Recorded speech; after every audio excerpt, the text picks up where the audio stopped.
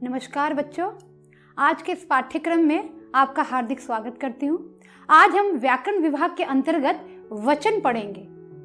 बच्चों, मुझे लगता है कि वचन सुनने के बाद आपके दिमाग में एक प्रश्न क्रोधता है, वचन यानी कि बोल। या कुछ बच्चे ऐसे सोचते हैं वचन यानी कि हम अगर किसी को वचन देते हैं, जैसे कि प्रॉमिस करते हैं। परंतु बच्चों, आज हम वो वचन नहीं पढ़ेंगे। आज हम पढ़ेंगे ऐसा वचन जिसमें आप एक से अनेक वस्तुओं या एक से अनेक संख्याओं के बारे में जानें। जैसे कि आप देखिए यहाँ तस्वीर में, यहाँ पर एक पक्षी है और यहाँ पर अनेक पक्षियां हैं, अर्थात एक से अनेकता का बोध होता है। तो चलिए आज हम वचन को प्रारंभ करते हैं। वचन किसे कहते हैं?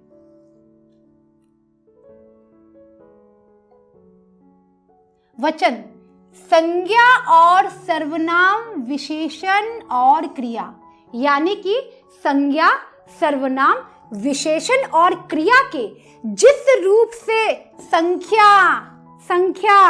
संख्या का बोध हो उसे हम वचन कहते हैं।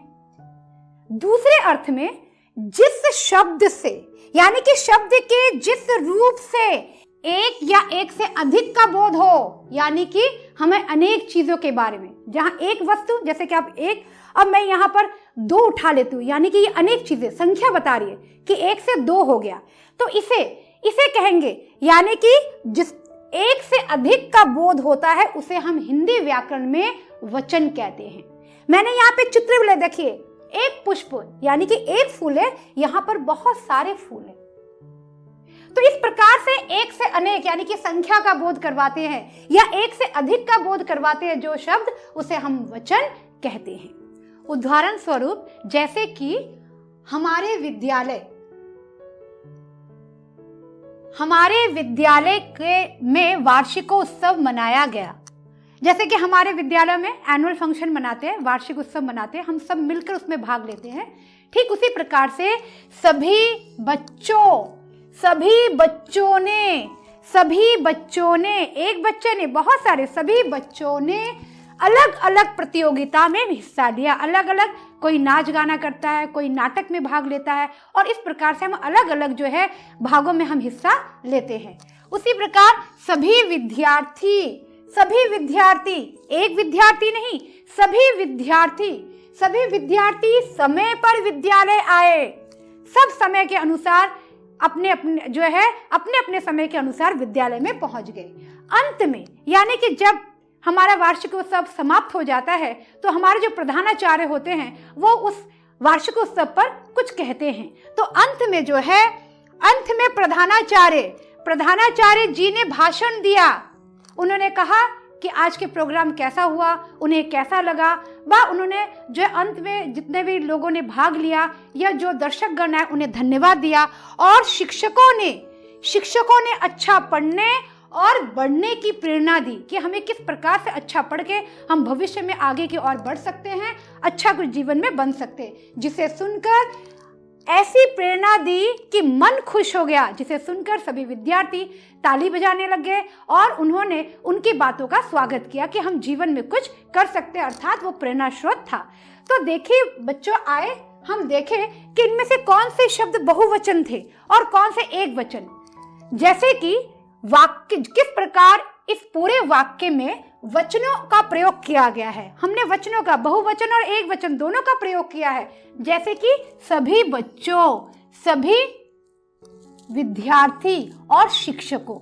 यहाँ पर एक वचन को नहीं, बल्कि बच्चे बहुत सारे हैं, विद्यार्थी बहुत सारे हैं, शिक्षक बहुत सारे हैं। तो ये जो सभी बच्चों और सभी विद्यार्थी और शिक्षक, जो कि बहुवचन के रूप में गिना गया, अर्थात एक से अनेक है, इसीलिए ये बहुवचन में है। परंतु जहां पर प्रधानाचार्य, स्कूल में एक ही प्रधानाचार्य होते हैं और जिन्होंने भाषण दिया था, क्योंकि प्रधानाचार्य जो है वो एक वचन का बोध करवाते हैं, अर्थात इनकी संख्या 1 है, इसीलिए ये एक वचन में हमने इसे यहाँ पर लिया। अर्थात प्रधानाचार्य जो है एक वचन है और सभी विद्यार्थी, बच्चे और शिक्षक जो है वो बहुवचन में यहाँ पर दिया गया है। अब हम देखते हैं कि वचन कितने प्रकार है। वचन 2 प्रकार के हैं, एक वचन और बहुवचन। देखो बच्चों, यहाँ पर एक वचन अर्थात एक ही बच्चा को दर्शा रहा है। बहुवचन एक से अनेक है, देखो 2 बच्चे यहाँ पर, तो यानी कि एक संख्या या एक वस्तु को दर्शाता है जो वो हम एक वचन कहते हैं। एक से अनेक जब हो जाते हैं तो वो बहुवचन हो जाते हैं। जैसे कि अब हम पढ़ेंगे एक वचन किसे कहते हैं। एक वचन संज्ञा या सर्वनाम के, संज्ञा या सर्वनाम के जिस रूप से एक वस्तु, एक व्यक्ति तथा पदार्थ का बोध होता हो उसे एक वचन कहते हैं। जैसे कि यहां पर एक घोड़ा है, एक लड़का है और एक किताब है, यानी कि ये एक वचन को दर्शा रहे हैं। उसी प्रकार से बहुवचन, बहुवचन होता है जहां पे मैंने आपको पहले ही कहा कि एक से अधिक वस्तुओं को दर्शाना। संज्ञा या सर्वनाम के, संज्ञा या सर्वनाम के जिस रूप से एक या एक से अधिक वस्तुओं, व्यक्तियों तथा पदार्थों का बोध होता है उसे बहुवचन कहते हैं।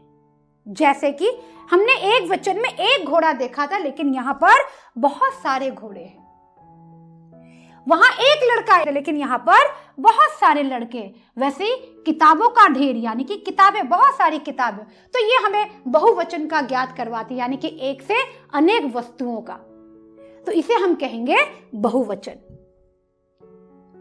तो बच्चों अब हम पढ़ेंगे कि एक वचन के बदले हम बहुवचन का प्रयोग क्यों करते हैं। क्योंकि किसी व्यक्ति विशेष के प्रति, किसी व्यक्ति विशेष के प्रति जब हम सम्मान, आदर प्रकट करते हैं तो हम सदा एक वचन होते हुए भी हम बहुवचन शब्दों का ही प्रयोग करते हैं, चाहे वो व्यक्ति एक ही क्यों ना हो। हम उसे आदर और सम्मान देने के लिए, उनके लिए हम बहुवचन जैसे शब्दों का ही प्रयोग करते हैं। जैसे कि पिताजी, पिताजी दिल्ली जा रहे हैं।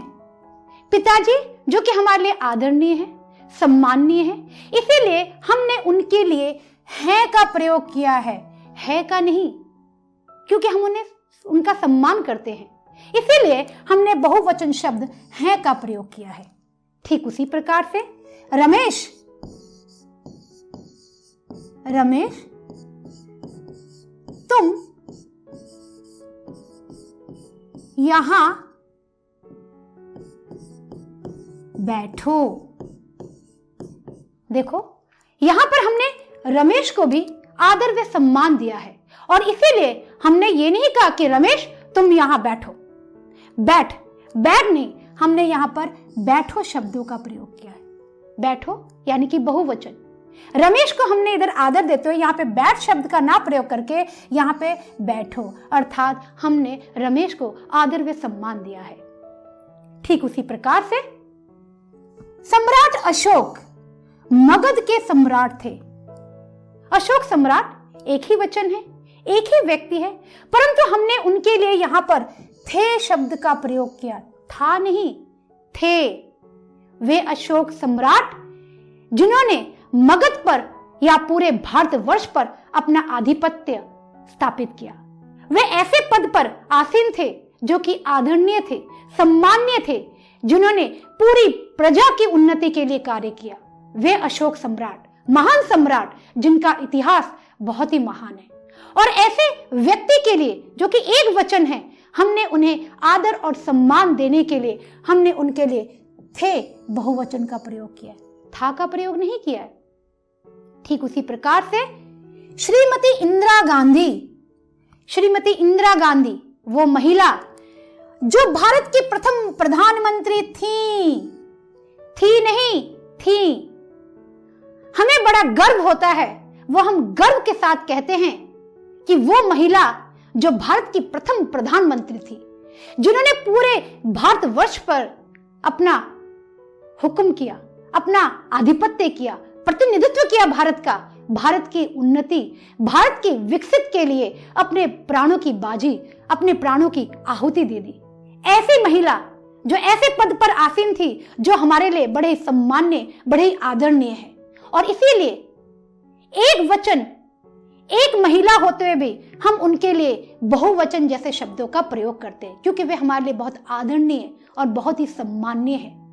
उनकी वजह से आज हम महिलाएं बड़े फक्र के साथ कहते हैं कि हाँ, हम इस भारत वर्ष के नागरिक हैं, क्योंकि वो महिला जिन्होंने सारी महिलाओं का सर बड़े गर्व के साथ ऊंचा कर दिखाया। ऐसे ही कुछ बड़े महान नेता, बड़े लोग होते हैं जो अपना अधिकार, अपना बड़प्पन, अपनी विनम्रता को दिखाने के लिए कभी भी मैं शब्द का प्रयोग नहीं करते, बल्कि हमेशा हम शब्द का प्रयोग करते। वे पूरी प्रजा समाज को अपने साथ लेकर चलते हैं। चाहे हम ये कह सकते हैं कि वो अपना अधिकार दिखा रहे हैं, अपना बड़प्पन दिखा रहे हैं, या वो विनम्रता से जो है बातें कर रहे हैं, क्योंकि वो कहते हैं हम जैसा चाहेंगे वैसा होगा।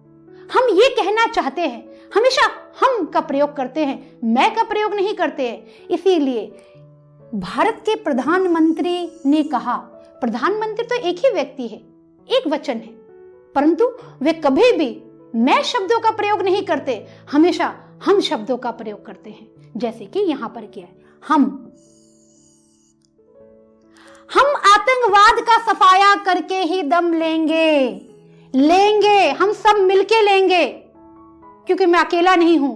अगर यहां पर मैं शब्द का अगर वे प्रयोग करते तो यहां पर लूंगा कर होता, यहां पर वो लूंगा होता, परंतु वे अकेले नहीं बल्कि हमको साथ लेके, प्रजा को साथ लेकर चलते हैं, क्योंकि एक अकेला व्यक्ति कुछ नहीं कर सकता। जब हम सारे एकजुट ना हो सके तो ऐसे आतंकवाद जैसे समस्याओं का समाधान नहीं कर सकते, हम देश की उन्नति नहीं कर सकते, मैं कभी नहीं कर सकते हम। और इसीलिए ऐसे बड़े लोग हमेशा अपना अधिकार अपनी प्रजा पर दिखाते हैं, अपने समाज पर दिखाते हैं। और इसीलिए चाहे हम कह सकते हैं वो अपना बड़प्पन दिखा रहे हो या अधिकार दिखा रहे हो या विनम्रता से, परंतु हमेशा ये बड़े लोग हम जैसे शब्दों का प्रयोग करते हैं। और इसीलिए क्योंकि यहाँ पर जो है बहुवचन, और हम जब जो शब्द है वो बहुवचन में आता है, मैं जब होता है तो वो एक वचन, और ऐसे ही एक व्यक्ति जब पूरी प्रजा को संबोधित करते हैं तो वे हम जैसे शब्दों का प्रयोग करके ही जनता को संबोधित करते हैं। तो बच्चों, ऐसे बहुत सारे ऐसे शब्द हैं, एक वचन शब्द है जिसका प्रयोग हम हमेशा वाक्य में बहुवचन के रूप में ही करते हैं। जब हम किसी को आदर, सम्मान, विनम्रता आदि व्यक्त करते हैं तो ऐसे एक वचन शब्दों का प्रयोग बहुवचन के रूप में ही वाक्यों में होता है। अब है कुछ शब्द सदा बहुवचन में ही प्रयुक्त होते हैं, जैसे कि लोग, बाल, हस्ताक्षर, प्राण, आंसू। कैसे? जैसे देखो, मेरी दादी के बाल सफेद हो गए, हम बाले नहीं बोलते, बाल। हमको समझ लेना कि ये बहुवचन में ही है, बाल कभी भी एक नहीं। जब हमारे बाल गिरते तो एक नहीं, बहुत सारे गिरते, तो भी हम कहते हैं मेरे बाल बहुत झड़ रहे, अर्थात हमने उसे बहुवचन में लिया।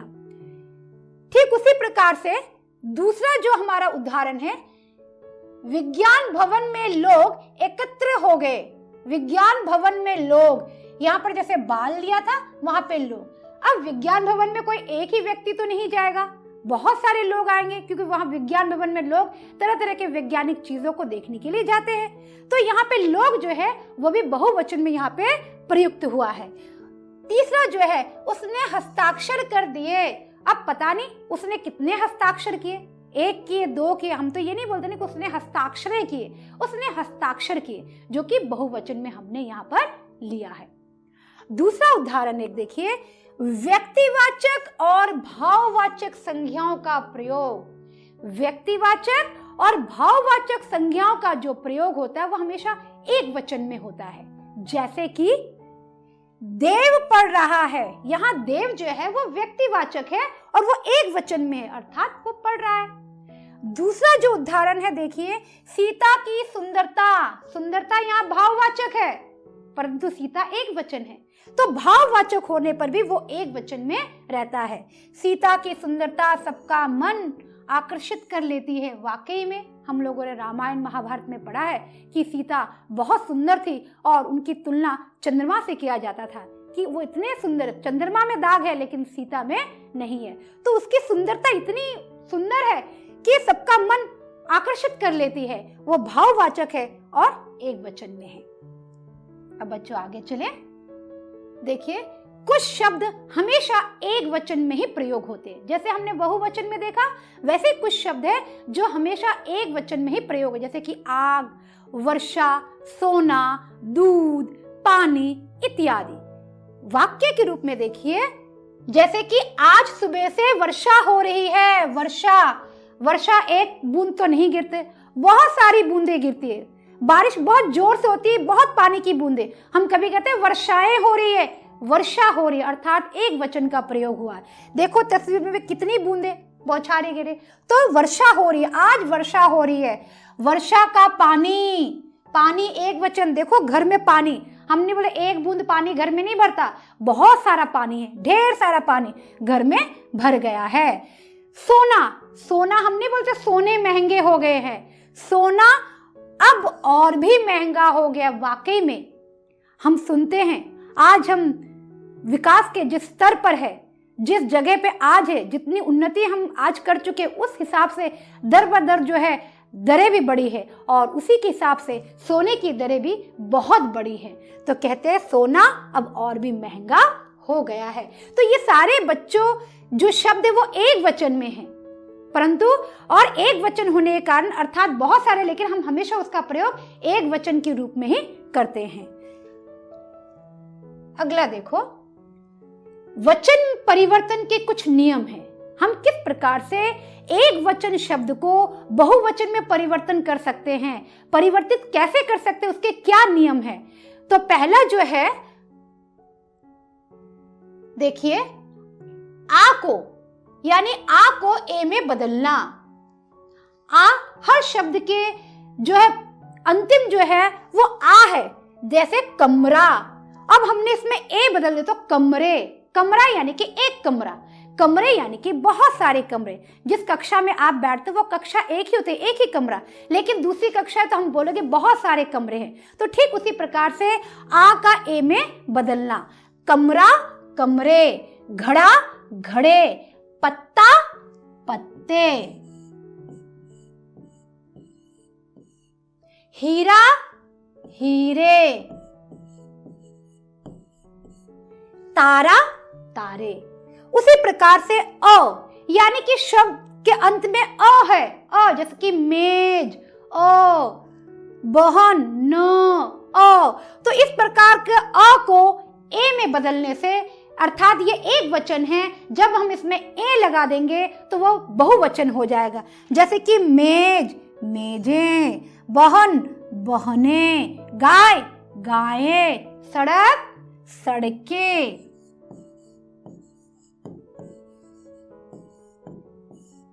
पुस्तक पुस्तकें।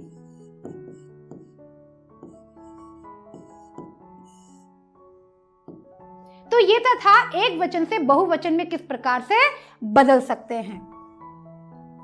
अब दूसरा देखिए, आ को आए में बदलना। आ को आए में कैसे बदलेंगे एक वचन से बहुवचन? जैसे कि सूचना सूचनाएं, पाठशाला पाठशालाएं, दवा दवाएं, वैसे ही महिला महिलाएं।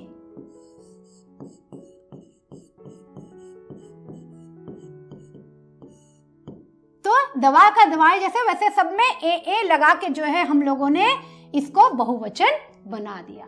उसी प्रकार से हस्सई दीर्घई अर्थात छोटी ई या बड़ी ई को बदलकर इया लगाने से एक वचन शब्द बहुवचन में हो जाएगा।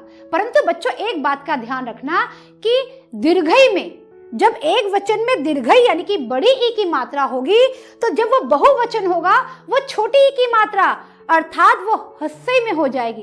इस बात का हमेशा ध्यान रखना, वरना आपका उत्तर गलत होगा। जो पहले से ही हस्सई में है उसे हमें कुछ नहीं करना, वो वैसे ही रहेगा। लेकिन दीर्घई बड़ी की मात्रा बहुवचन में हमेशा छोटी की मात्रा में परिवर्तित हो जाती है।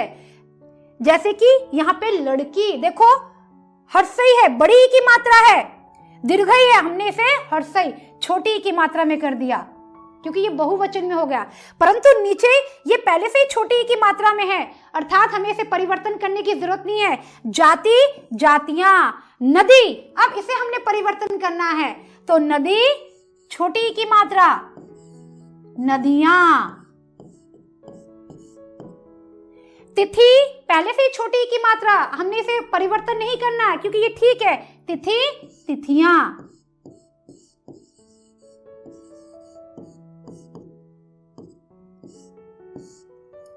तो इस प्रकार से जो है वो हर्षय दीर्घई में या लगने से एक वचन में बहुवचन में परिवर्तन हो गए हैं। इसके बाद है या का या में बदलना, जैसे कि बुढ़िया, बुढ़िया, बुढ़िया, चिड़िया, चिड़िया, गुड़िया, गुड़िया, कुटिया, कुटिया।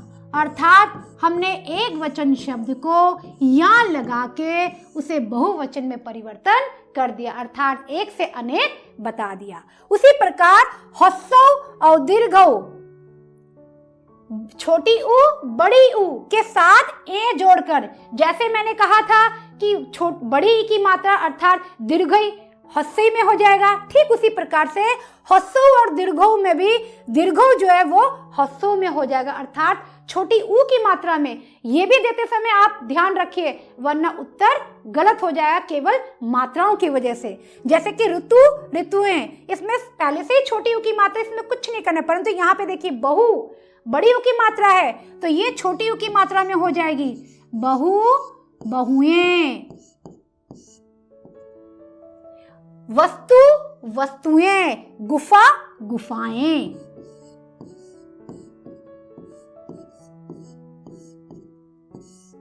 तो इस प्रकार से ये भी एक वचन में बहुवचन ह्रस्व और दीर्घऊ में ए लगाकर जो है हमने इसे परिवर्तन कर दिया। अगला देखिए, अब प्रसर्ग, यानी एक वचन तथा बहुवचन रूप में हम प्रसर्ग, जैसे कि आप जानते हो ने, को, से, के लिए, का, की, रे, में, पर, ये हमारे प्रसर्ग चिन्ह है। अब इनको लगाकर एक वचन और बहुवचन में कैसे हम जो है एक से अनेक करें, अर्थात एक वचन से बहुवचन कैसे करें। तो पहला हमारा जो है वो है आकारांत। आकारांत यानी कि आ, जो शब्द के अर्थ में आ लगता है, इसको बोलेंगे आकारांत। का, आ पुल्लिंग शब्द के बाद, यानी कि इसके बाद, जैसे कि हमने यहाँ पे ने लगाया, ने, को, से, आप कुछ भी लगा सकते हैं लेकिन शब्द बनना चाहिए। आने पर अंतिम आ, यानी कि अंतिम आ किसमें परिवर्तन होगा, आ ए में हो जाएगा। जैसे लड़का प्लस ने, लड़के ने, बच्चा प्लस को, बच्चे को, पंखा प्लस से, पंखे से, उसी प्लस बेटा प्लस से, बेटे से। इस प्रकार से, क्योंकि आ जो है वो ए बन जाता है और उसमें हमने प्रसर्ग लगाना, क्योंकि ये प्रसर्ग युक्त है और प्रसर्ग लगा के हम एक वचन से बहुवचन परिवर्तित कर सकते हैं या बना सकते हैं। दूसरा है ह्रस्व दीर्घई, यानी कि ई की मात्रा छोटी या बड़ी ई से इक्रांत पुल्लिंग तथा स्त्रीलिंग शब्द बहुवचन में यों युक्त हो जाते हैं। जैसे कि आपका देखो पहले है यहाँ पर अतिथियों को, तो अतिथि अगर आप लिखोगे अतिथि, अतिथि को, अतिथियों को, क्योंकि देखो छोटी की मात्रा है, ह्रस्व है और ये यहाँ पे भी वही। उसी प्रकार से हाथियों को, हाथी दीर्घई है, इसको जब हम बहुवचन में करेंगे तो छोटी की मात्रा मतलब ह्रस्व में हो जाएगी, हाथी प्लस को, हाथियों को। ठीक इसी प्रकार से भाइयों से, भाई प्लस से, भाइयों से। ई इक्रांत शब्दों को छोड़ के सभी मात्रा के पुल्लिंग और स्त्रीलिंग शब्द जो है वो बहुवचन में युक्त हो जाते हैं। जैसे कि लताओं पर, लता प्लस पर, लताओं पर, मालाओं का, मालाओं प्लस का, मालाओं का, लड़का प्लस से, लड़कों से। अर्थात जो है ई इक्रांत जो है वो ओ युक्त हो जाता है। संबोधन करते समय, आप संबोधन करते हो, पुकारते हो, अरे ओ सुनो, ए सुनो, हम संबोधन करते हैं। तो संबोधन करते समय आक्रांत, फिर से आ, यानी कि जैसे कि यहां पे लड़के है ना, लड़का, तो आक्रांत पुल्लिंग शब्द एक वचन में एकारांत हो जाएगा। एकारांत यानी कि ये ए, एकारांत मतलब ए, जैसे कि अरे लड़का, ए में कि तू आक्रांत एकारांत में होगा लड़के, अरे बच्चा, अरे बच्चे, अरे बेटा, अरे बेटे, इस प्रकार से हम संबोधन करते हैं। दूसरा है अन्य सभी पुल्लिंग और स्त्रीलिंग शब्द एक वचन में यथावत, जैसे कि तैसे रहते, उसमें कोई परिवर्तन नहीं होता है। जैसे कि हे प्रभु, ओ साथी, हे मित्र, अरे बहू, अरे बेटा, इस प्रकार उसमें कोई परिवर्तन नहीं होता है। इक्रांत अर्थात हर्षय दीर्घई पुल्लिंग तथा स्त्रीलिंग शब्द बहुवचन में, जब बहुवचन होता है यो लग जाता है, जैसे कि हम कहते हैं ना हे मुनि, तो वो क्या होगा, इक्रांत और ई और इक्रांत पुल्लिंग और स्त्रीलिंग शब्द वो यो में, जैसे कि हे मुनियों, हे मुनियों, हे साथियों, हे देवियों, इस प्रकार से ये यो लग के इसमें परिवर्तन होता है। ठीक उसी प्रकार से ई और इक्रांत यानी कि बड़ी या छोटी की मात्रा से भिन्न अलग मात्रा के पुल्लिंग और स्त्रीलिंग शब्द बहुवचन में ओ युक्त हो जाते हैं, अर्थात वो ओ हो जाएंगे, जैसे कि हे बालिकाओं, हे सज्जनों, हे मित्रों, हे दोस्तों, हे बंधुओं, इस प्रकार से। तो ये हो गया, यानी कि ई इक्रांत यानी कि मात्रा वाले शब्द थे और उसको जो है हमने ओ लगा के उसमें परिवर्तन किया। अब बच्चों, हमने जो वचन पढ़ा उससे संबंधित कुछ प्रश्नों के उत्तर है। देखें कि हमने कितना सीखा है। तो पहला जो प्रश्न है वो एक वचन से आपको बहुवचन में करना है, जैसे कि कक्षा, कक्षाएं। देखो यहाँ पे ए लगा के, क्योंकि आपके चित्र में यहाँ पे बहुत सारी कक्षाएं यानी कि 2-3 कक्षाएं दिखा रहे हैं। उसी प्रकार से महिला, यहाँ एक महिला है तो यहाँ पर महिलाएं यानी कि 1 से 2 का जो है यहाँ पर हमें ज्ञात करवा रहे हैं, यानी कि बोध करवा रहे हैं, तो ये महिलाएं। उसी प्रकार से बालिका, यहाँ एक बालिका है, यहाँ पे 2 है, यानी कि बालिकाएं।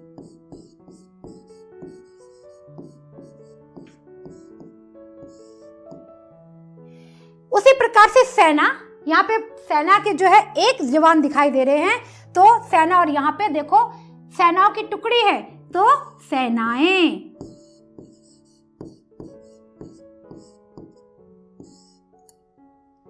ये तो रहे आपके ए लगाकर एक वचन से बहुवचन बनाना।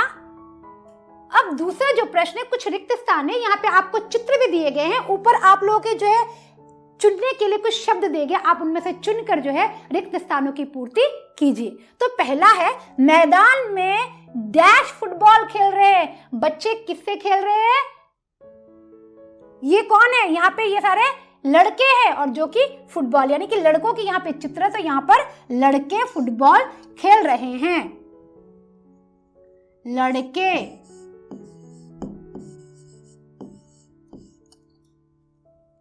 फूलों पर क्या मंडराती हैं? देखो यहाँ पर चित्र है, क्या है ये? तितलियां। तो यहाँ पर दिया गया तितलियां, फूलों पर तितलियां मंडराती हैं।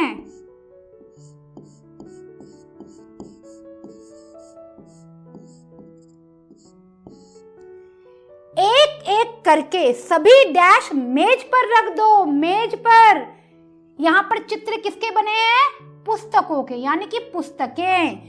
एक एक करके सभी पुस्तकें मेज पर रख दो।